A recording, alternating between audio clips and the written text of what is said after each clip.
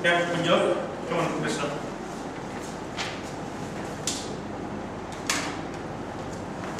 This is not my joke.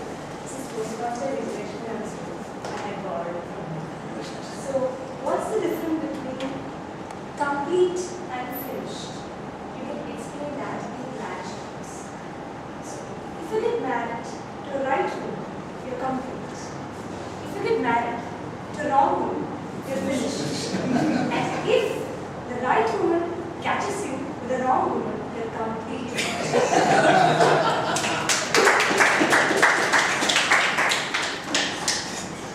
Great. So a lot of jokes. So now if you look back, think about it. Each of the jokes that we said about the three parts of the joke, setup, pause and punchline. Many times you still may laugh, but the lack of the pause may not have that same impact the way you say the joke with the pause. Right? So that becomes important. And just because the punchline, so we say. Right. Alright. Now what happened in a joke? See, in any joke if you take, what happens is, you tell the audience that you are starting in A, you are going to B. That's what you are going to tell the audience. You make the audience believe that you are going to travel from A to B. The audience expecting you are going to B. Suddenly what happens is, before it reaches B, you take them away. Take them to C. That's what any joke is. Think about any joke. When I look at my cowboy joke, when I said that the cowboy was very furious to find a shot onto the ceiling, what is in your mind? It's a very tough man. So probably he would have set the entire bar on fire in Texas. Right? So that is the kind of image you have in your mind. And suddenly what happens is, before that, he turned out to be somebody who was ignored. That is, in any joke that is. Yeah, what was Jolie's joke? What was that? Medical shop. Right. So what was in your mind? Medical shop. Something naughty. I am sure that all of you have some naughty thoughts in your mind. What is that lady waiting there too? Right? Suddenly it will be in different directions. Any joke it is like that. Most of the jokes, the humor comes from unexpected twists in your story. Right? So when you talk about your setup should always be short. Don't use extra words in your setup. So anything extra, sometimes what happens is the longer the setup is, people start guessing what must be coming in. Especially if they know that this is funny, they start guessing. And if they guessed and found out what your right thing, the right punchline that they are going to say, your joke is gone. So don't give any extra time for audience to think. Just enough words. Not a word more, not a word less. Right? And it should be properly well organized when you talk about the story. There shouldn't be any confusion. You don't want people to spend and think what the speaker must have meant. No, that should be avoided. It should be well organized, people understand. Let it paint picture in people's mind, that vivid imagery created in people's mind. You should describe in such a way. And suddenly, then you will be taken away from that path and then your joke is there. Right? Let's see this. A man was in a graveyard. He went to place some place some flowers in his mother's grave. And he's walking back towards his car. On walking back, his attention was diverted to another man kneeling in front of another grave with profound sorrow being displayed. The second man was continuously saying, "Why did you have to die? Why did you have to die?" Now the first man, when I told him, "I'm sorry to interrupt your private grief, but then your demonstration of sorrow is much more than what I've ever seen in my entire life. Whom do you know? Is it a parent, or a child, or a wife?" The mourner looks up, composes himself and says, "My wife's first husband."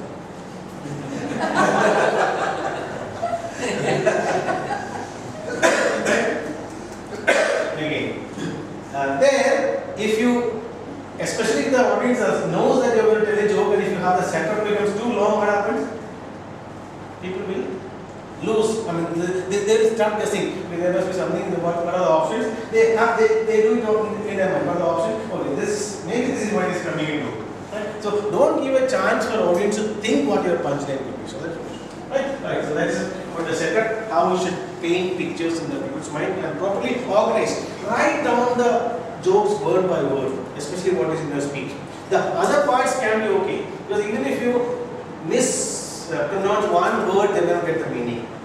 So the funny part of your speech, make sure that you learn and write down and say it exactly the way you know. That is not the best way. Right? Alright. Did you all watch the movie, the speech? Manoj was there? Yes. Yeah, that was your homework. Right? So let's see a small part. Holding of hands. No music. No yoga.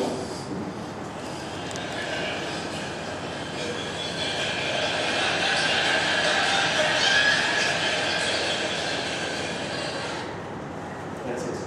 Why did we notice this? It's like about the pause. We can use double meaning only. Yeah, that is fine. But then initially, it's having double meaning. When he said yoga, he meant something else. But what happened was, initially the audience did not understand what he meant. So there was no laughter. What did he do? He didn't move from his speech. He waited with a long pause. Then people started thinking, why is he not moving? He said something which we missed out. Then they started thinking, one person started laughing, the others started joining, and then there was a big laughter. Then as they laughed, they got the meaning of it. So if he did not pause there, the entire speech meaning would have been something else. So only because he paused there, audience had a chance to think about what is meaning and then they can meaning. It's fine. And that's why we got to the pause. And the timing is of the pause is extremely important. How long do you pause? Where do you place the pause? So the wrong place, if you place the pause in the wrong place, people will not laugh. The timing too long, people will not laugh. Too short, people will not laugh. So what we need to do is each joke, try practicing, see what is the best duration of your pause. And pause is something we don't realize that. And pause is probably the most important part of the joke. The best written joke, the most humorous joke, people may not laugh if you don't have the proper pause in the right place. Yeah? The timing is very important. And always before the punchline there is a pause, and after the punchline. Why is that? Why do we have the pause after the punchline? It's like Audience should laugh.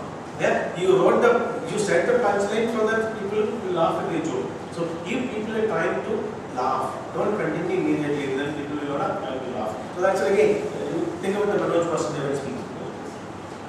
Yeah, and before the punchline and again before the punch word, if you have a particular word which actually breaks the suspense, just before that word again you pause. Like the cowboy speech. I said in Texas, right? After Texas I paused again. In Texas, I had to walk home.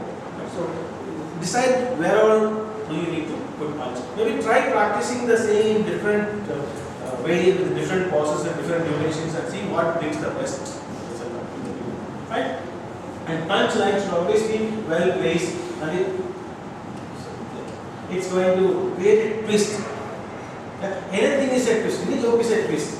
Not any joke, but most of the jokes, that is one of the easiest way to create a joke.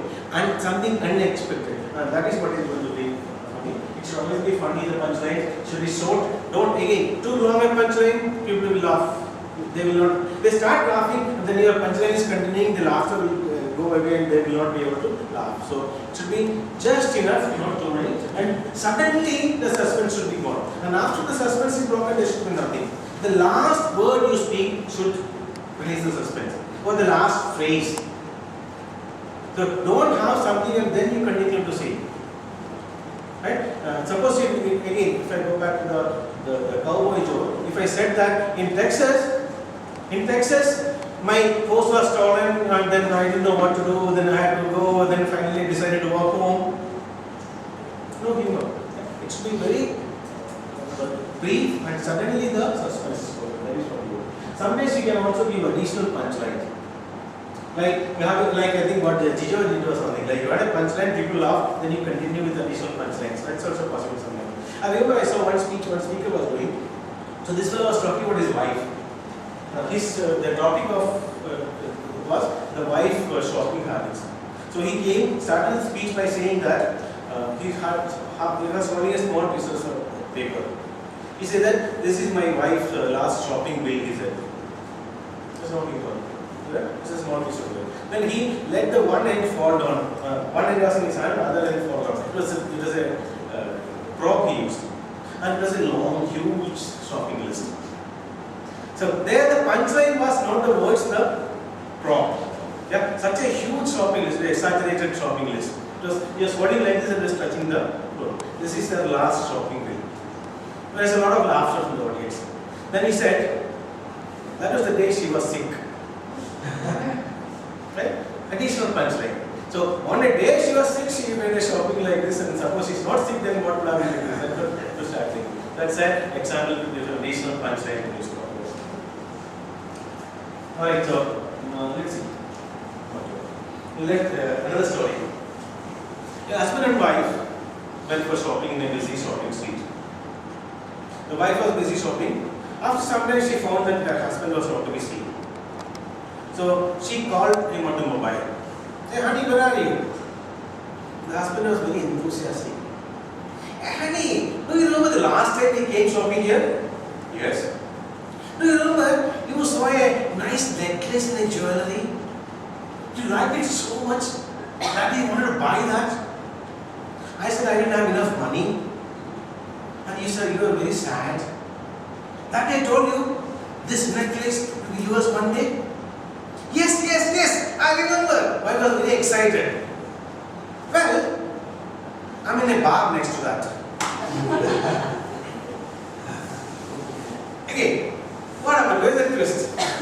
Right? So here, no, if you don't say it's a joke, let's say it's a part of your regular speech, you are telling a story.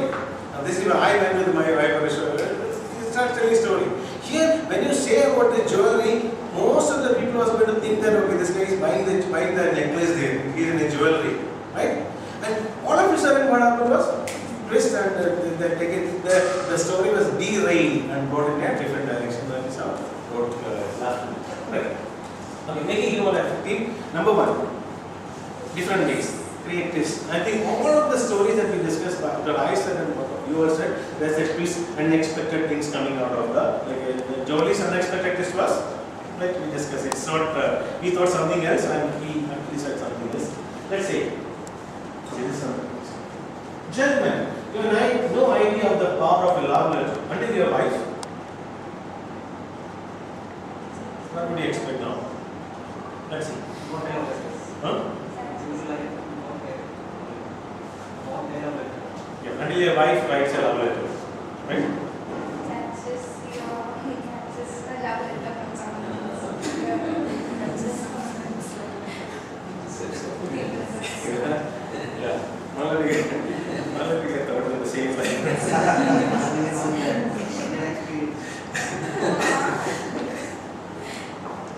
You guys start explaining. Maybe say she catches it back.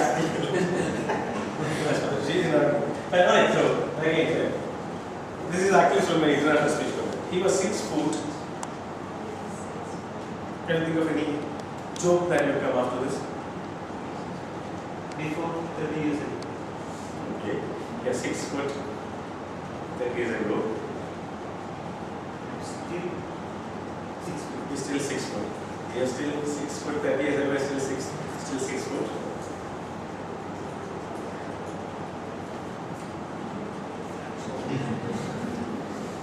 Yeah, 6 feet from shoulder to shoulder. So he is like hugely exaggerated, but then look at that. That's what they used to make the Douglas Cougar. Remember Douglas Cougar? He was in Bangalore last conference he was there. He used this in one of his world championship speech. My plane left at 5:25. What could come after that? Would bring humor in there.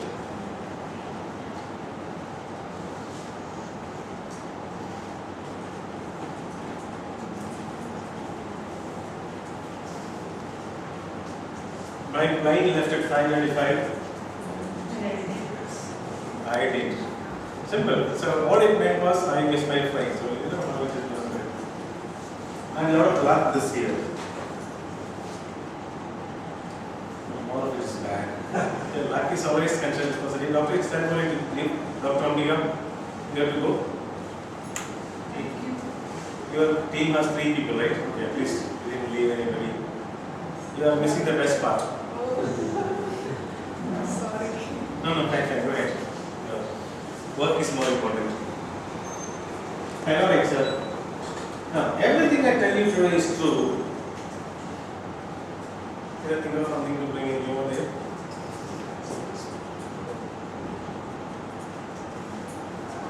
I am liar. I am liar. No, everything I tell you today is true. And I am liar, no. That is not, that doesn't make sense. One which I told you. Huh? Except one which I told you. Yeah, except one which I told you, that is possible, right? That is something we can do. Except the stuff that I make up. Except the same stuff. Everything else is true. Right? Good. Okay. Another way that you can make humor is take a common